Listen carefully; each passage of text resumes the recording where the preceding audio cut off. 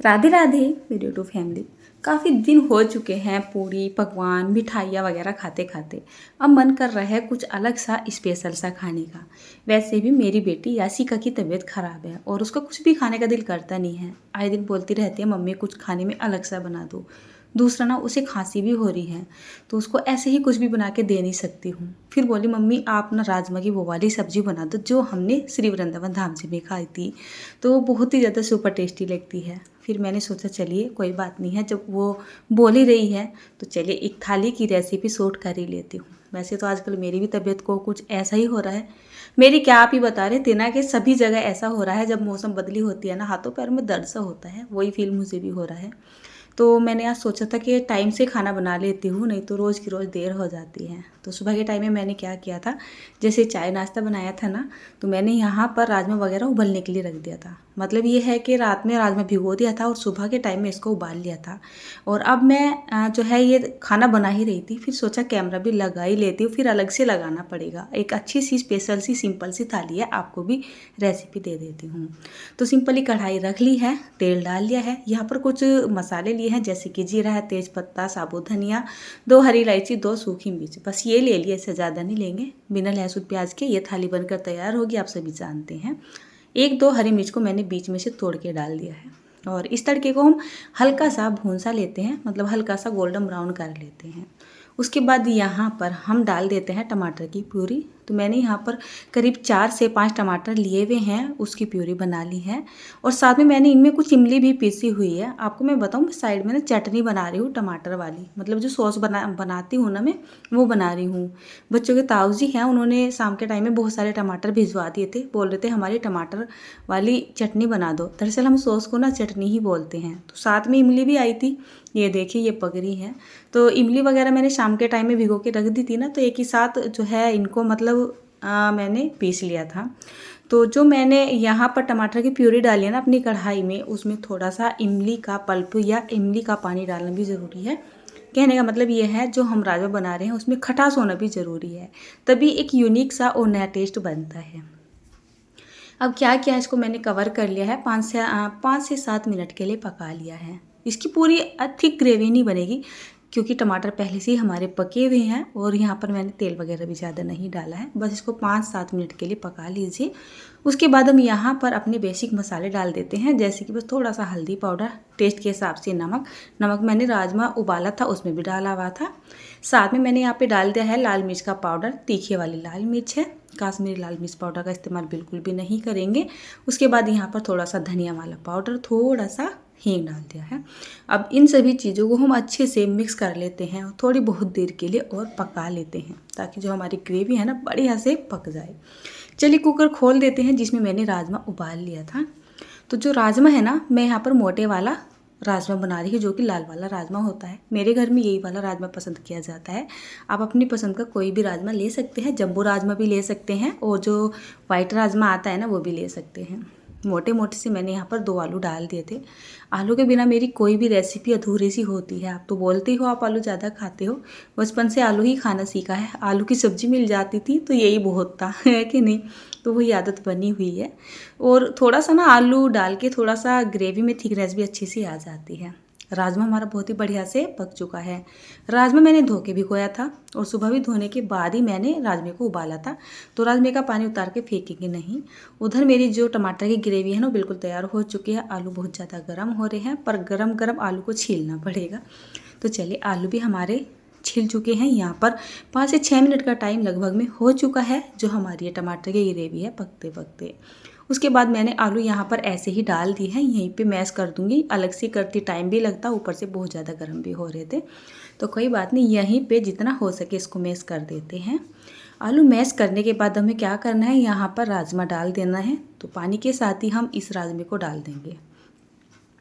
उसके बाद आप सब्ज़ी की थिकनेस को देख लीजिएगा कि आपको यहाँ पर मतलब कितनी इसकी सब्ज़ी की थिकनेस है, पतली सी रखनी है फिर गाढ़ी सी रखनी है।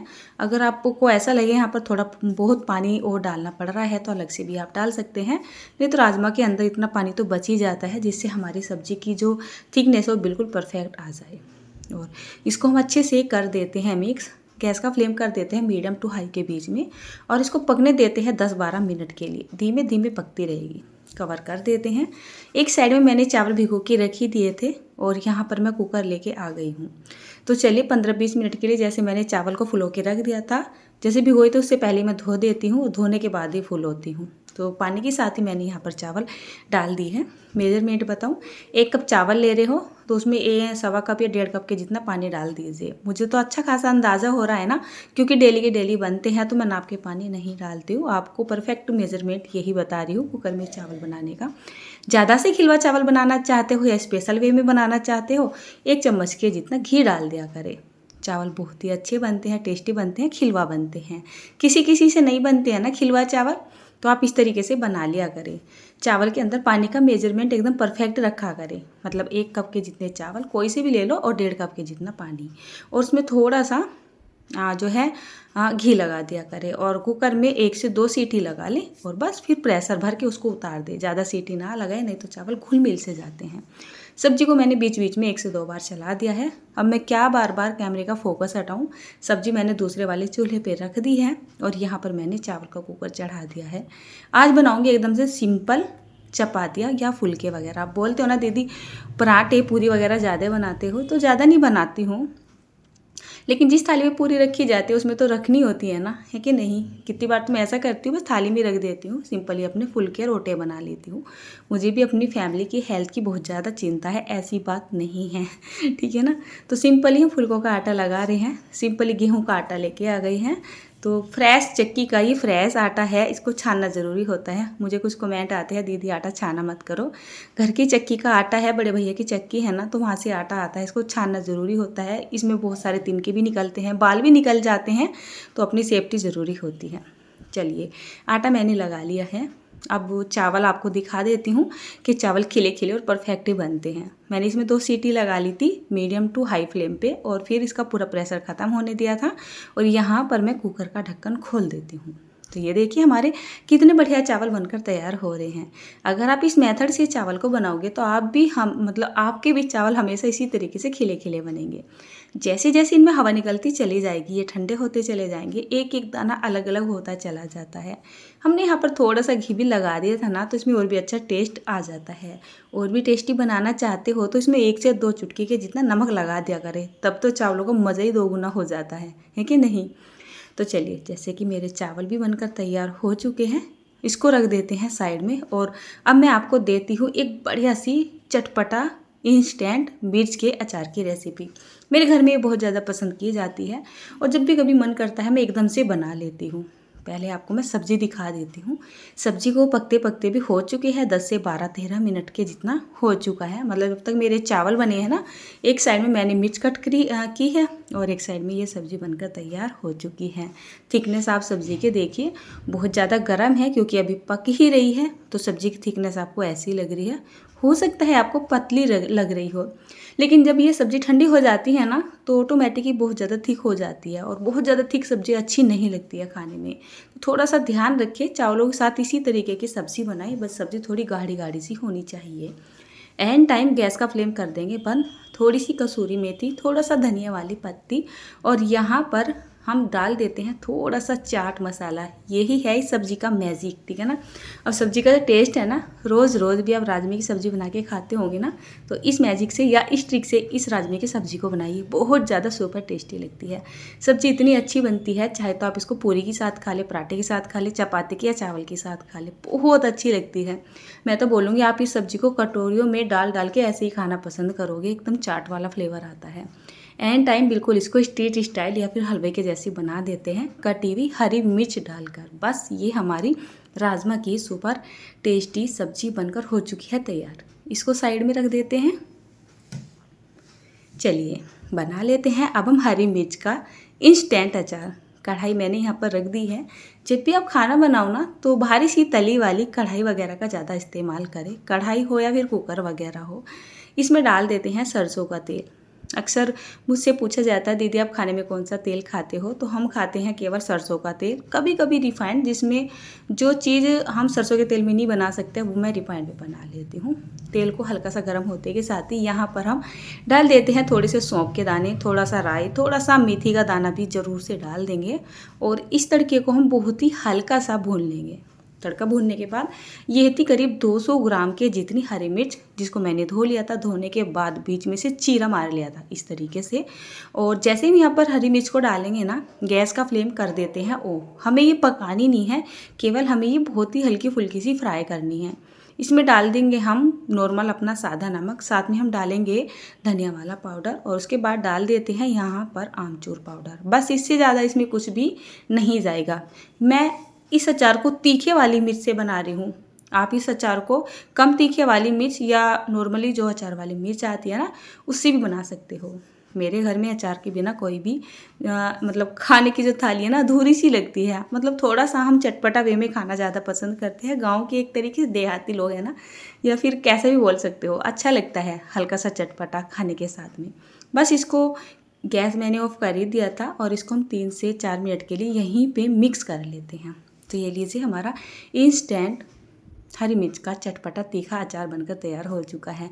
इस अचार को आप एक बार बनाकर किसी भी एयर टाइट डब्बे में भरकर फ्रिज में स्टोर करके रखें, बाहर ना रखें, क्योंकि इस अचार को ना तो चराया गया है और ना ही धूप में सुखाया गया है, तो इसको ख़राब होने से बचाएगा फ्रिज। और मैं आपको ये नहीं बोलूँगी इस अचार को आप 2-4 महीने के लिए खा लो।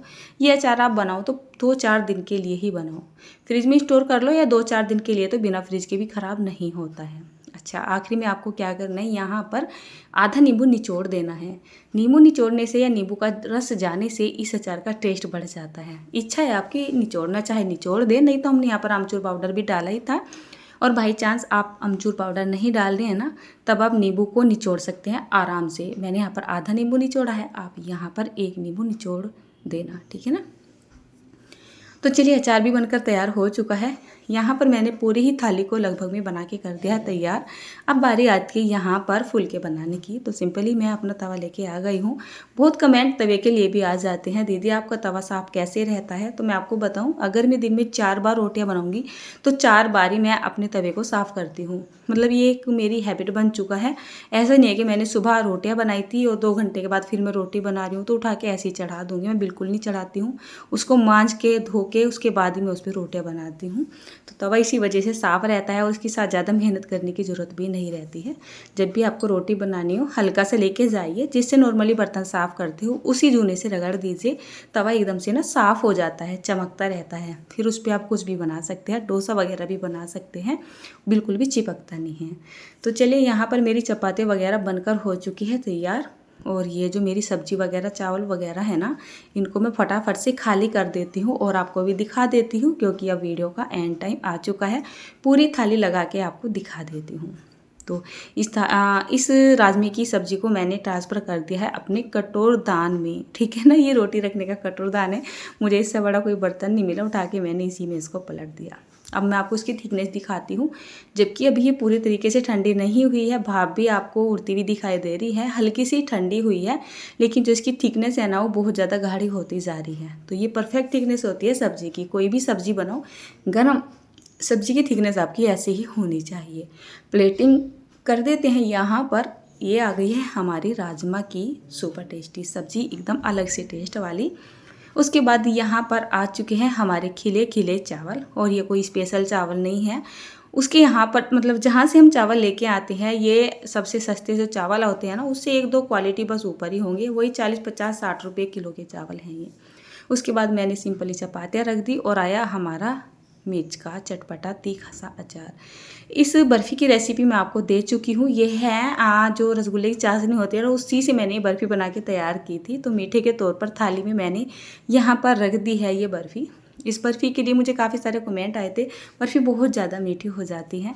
हम जब इसमें हल्का सा नारियल लगा देते हैं ना, सूखा गोला लगा देते हैं घिस के, तो इसका मिठास ना मतलब बैलेंस हो जाता है, बर्फ़ी खाने में टेस्टी हो जाती है। और ज़रूरी नहीं है घर में बर्फ़ी बन गई तो आपको ठूस ठूस के खाना ज़रूरी है। आप अपने हिसाब से मीठे के तौर पर भी तो खा सकते हैं ना।